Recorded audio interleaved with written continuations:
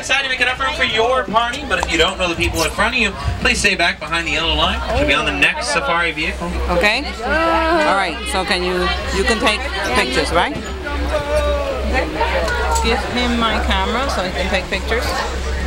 Yeah, you take pictures, Angel. In the front or the recording? I know. I don't know, one of them. The Thanks. front You one, I take think. pictures. Right? Alright, ready when you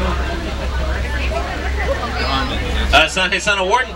And as we say here in Harambe, Twende, which means let's go.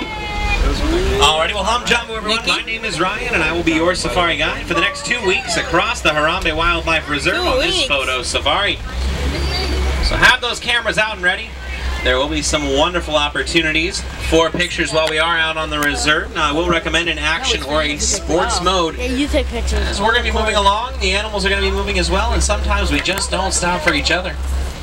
Now, the road we drive is very bumpy, and as your guide, I do everything in my power to hit each and every single one of those bumps, so please, you're welcome. Please hold on to your cameras and phones nice and tight. Anything you want to keep on the vehicle, really. Now, if you do happen to drop something off of the truck, all you have to do is raise one of your hands. I will then raise one of mine, and, well, we can both wave goodbye to your item together. As I'm not able to stop this vehicle to pick up anything that may fall out. Now, my only two other housekeeping rules before we get on into the reserve. The first one is I need everybody to stay seated with your hands, arms, feet, and legs inside the safari vehicle for the entire duration of this safari. This does include small children. While they can sit on your lap, that's perfectly fine. Please don't raise them in the air as if they were baby Simba. They're not small lions. You are not Rafiki. Let's just, no, just not like that. Don't do that. And then the other thing is, I know with the clouds around right now, and if you are taking pictures, the urge to turn on your flash comes around, but I do need to ask that for the safety of the animals and the comfort of those around you, you refrain from any and all flash photography. The use of flashlights and external video lighting of any kind is also prohibited. And there's still plenty of light out and about. You still should be able to get some really good pictures if that's what you're going for here. Now we're going to get on into the reserve here in just a second. Just got to wait for the all clear from the warden here. In the meantime, anybody's first safari back there? Yes. A couple of us? Who's been on safari before? A couple of us?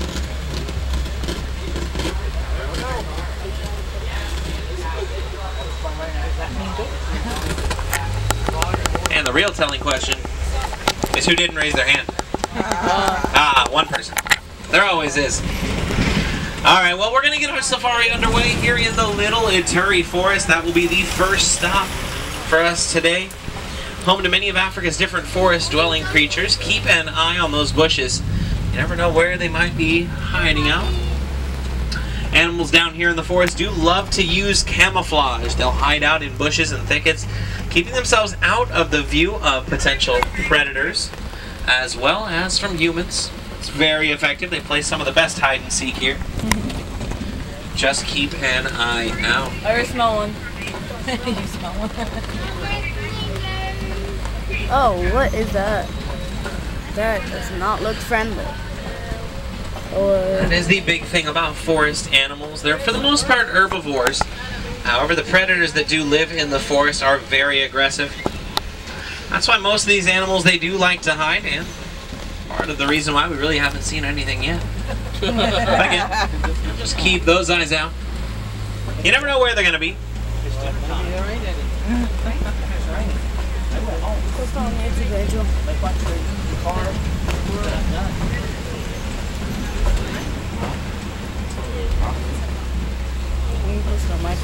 Can you take Mine too. Or where they're not going to be.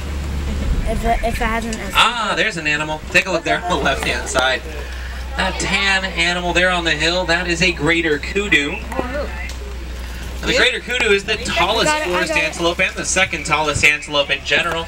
They measure up to 55 inches at the shoulder. Now, the ones back there you saw were females, and I know that because they don't have any horns. Only male kudus are going to have horns. They'll grow to be up to 3 feet long in a large spiral shape on top of their head. If you actually look above your head on that animal spotting guide, both the right and left hand corners, you'll be able to see what a male greater kudu looks like. If that is something you are interested in. But we did go a little bit deeper into the forest. We're now at the Safi River. The Safi River is home to many of Africa's different river-dwelling creatures, so keep an eye on the water. Because if you do, over there on the left-hand side, you'll be able to see some hippos. No, it's okay. It's okay. Those are Nile hippos. The Nile hippopotamus is the largest creature in the river. They can grow to be up to 5,500 pounds. Oh my gosh.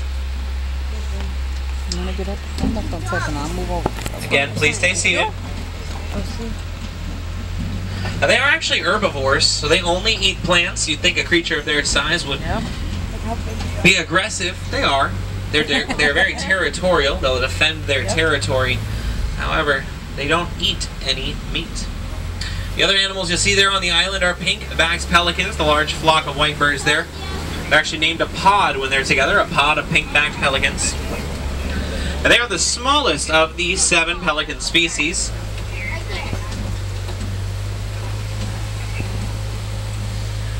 As well. Ooh, look down there on the left, guys. Oh wow. Alligator. Please stay seated. Those down there on the left-hand side are crocodiles. The Nile crocodile is the largest in terms of length creature here in the river region. They can grow to be up to 20 feet long. They also have the strongest bite force in the entire animal kingdom. They can bite down at forces in excess of 2,000 pounds, which is enough to crush the bones of their prey in just one bite. Wow. Little now, crocodiles spend most of their time in the water as well. Yeah. On land, they can run at speeds up to 10 miles an hour. However, in water, they can move much quicker. Not only by swimming, but also by walking and running along the bottom of the river. It lets them be weightless for the most part, and it helps them to glide along much quicker. As we come around the bend here, we're going to head on down the overlook onto the savannah, which is home to most of Africa's wildlife. So keep an eye out. We already see plenty of animals. Now I do ask that everyone just kind of stays with me. We'll get to all these different animals out here in time. I promise.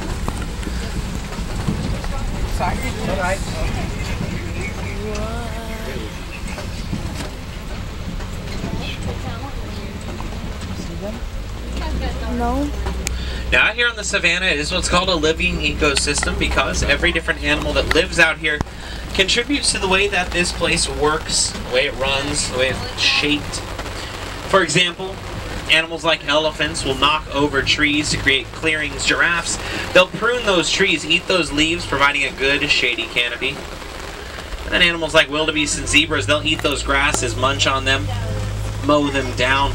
It really just helps to really shape this ecosystem the way that it looks specifically. Now on the left-hand side, take a look inside of the den there. And also walking around behind the den, we'll see a couple of spotted hyenas. Now the hyena is one of Africa's family structures dominated by the female. Did you get it? Please stay seated. In fact, every female hyena ranks higher than every male in their pack. Now they got a reputation as scavengers. However, hyenas do a lot of their own hunting. Now they will eat really whatever food they can find. And the food that they do eat, they will eat bones and all. Oh, I'm getting a good view. Now they have over 50 different vocalizations. They range from a series of whoops to some giggles as well. They all mean something different, and that's how they communicate with each other. Pretty cool. See those big things? Mm-hmm.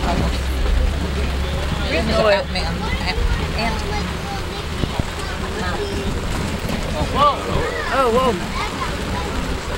Ah, wow. Imagine how many. Oh, jeez.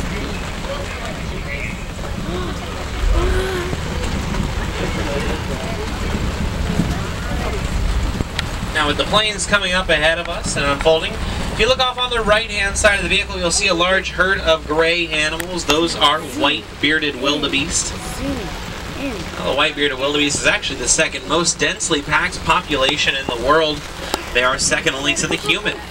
Now their herds, on average, will run about 1,000 to 3,000 animals. However, in one yearly migration, They will all band together, and over 1.5 million will migrate 1,000 miles, searching for new grazing and feeding grounds. That's because herds of that size do take up a lot of grass. They eat it up very quickly. If they don't migrate, they will run out of those grasses.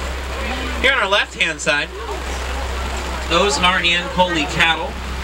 They are a relative of the cow, of the bovine. They're part of that family. However, unlike the cow, these are not domesticated as a source of food. They're actually currency in Africa. These cattle are traded back and forth in exchange for goods and services. And the horns on their head can actually grow to be up to 4 feet long on each side and are mostly hollow. The only thing inside of that Ankole cattle's horn is a honeycomb-like blood vessel structure. It lets blood flow through their body and into those horns. It helps them to cool off and stay cool during hot periods of time. Now over here on our left-hand side, digging out underneath of those trees, those are Maasai giraffes. There's another one over here on our right. Now the Maasai giraffe is the tallest land animal. They can grow to be up to 20 feet tall and can run at speeds up to 35 miles an hour. They can run at those speeds for some pretty good distance. That's how they keep themselves safe. If a predator did ever catch up to a giraffe, however, their kick is so powerful that they could kill a fully grown lion. Now giraffes spend about 18 hours a day eating, and that is because they have 4 stomachs and have to eat constantly to keep themselves full and nourished. They will only sleep for approximately 30 minutes every day. Wow. All that sleep is done in little 5-minute naps, done while that giraffe is usually standing up. That's done to confuse predators into believing that the giraffe is always awake, whether it is or is not. Now keep an eye out as we come around the bend here. I saw a lot of trees that got knocked over back there. Never know what animal might be hanging around here that could have done that.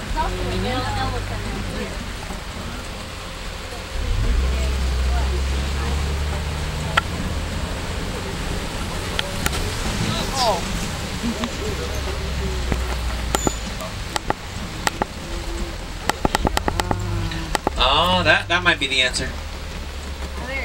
Right there on that right-hand side, that is an African elephant. Now the African elephant is the largest creature on land. Fully grown males can grow to be up to 13,000 pounds, while females will only grow to be about 10,000 pounds. Can you see him? This one is a male. We know that because he's living by himself. Got it. Males are actually kicked out of their herd at age 14 and are forced to go live on their own for the rest of their life after that. Now I know around the bend we're going to head over towards a red clay pit and a watering hole, a couple of places where we might be able to find some more elephants, possibly even a herd, so just keep an eye out. Oh, well, this bridge definitely looked better last time I crossed it. Yeah, I'm sure we'll be fine though. Maybe. We usually are. Wait, is that duct tape? Oh, whoa, everyone lean to your right-hand side. Lean to your right. Oh man, we gotta get off of this bridge. Well, I'm off. Oh, you're off, right? Hey, no, you guys are off. I think we all made it. Yeah, raise your hand if you fell off. Anybody fall off? Oh, wow. That's a lot.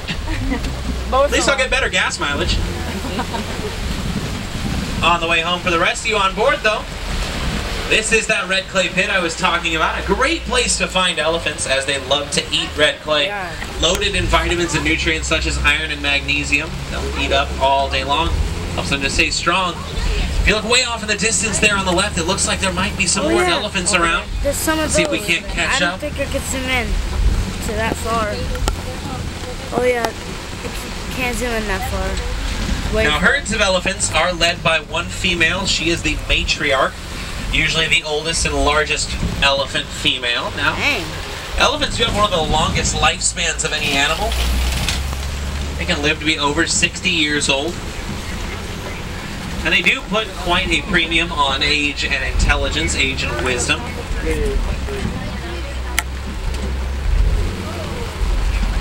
If you look straight up ahead there, that's that elephant I was talking about.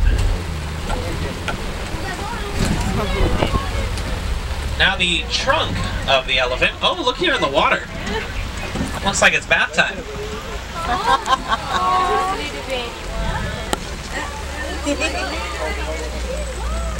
Oh, and if you look, she's a little difficult to see right now, but right next to the one that's the most out of the water, there's a little baby elephant as well. Right there in the center. You see that little trunk peeking up over the ear there? That one's a baby elephant.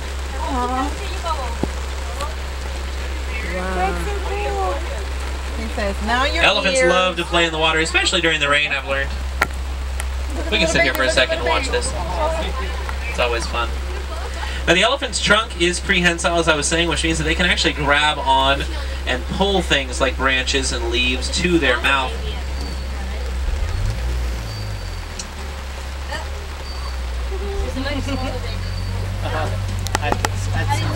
That's one way to bring your kids somewhere. Their trunks also have up to a 5-gallon capacity for water. They can put up to 5 gallons inside and then spray it right into their mouth. Now there on the left-hand side, those large pink birds, there are pink greater flamingos. Now, the greater flamingo is the lightest pink-colored flamingo in the world. And they get their color from their diet, which consists of shrimp and krill, both of which are high in a nutrient called beta-carotene, which is the nutrient that turns them pink. And when they're hatched, flamingos are actually gray, and it takes about 1.5 years for them to actually get the pink color of an adult. It takes quite a bit of time. Now over here on the left-hand side, as we come around the bend, take a look. Those are white rhinos. They don't look white. Now the white rhino is the larger of the 2 rhino species. Yeah, they can grow to be up to 5,000 pounds, fully grown. As compared to the black rhino's 3,000. Now the way that you tell them apart from that black rhino has absolutely nothing to do with their color, as they're both gray. It has to do with their upper lip. Now the upper lip of the black rhino is pointed, it is prehensile and very thin, while the upper lip of the black rhino is wide. It is square-shaped, very large. Now rhinos cannot see very well. In fact, they can only see about 6 feet in front of you. They use their sense of sound to help them most with navigation and with protection, keeping them safe from predators. Now they are poached, however, for that horn on their head, both black and white rhinos.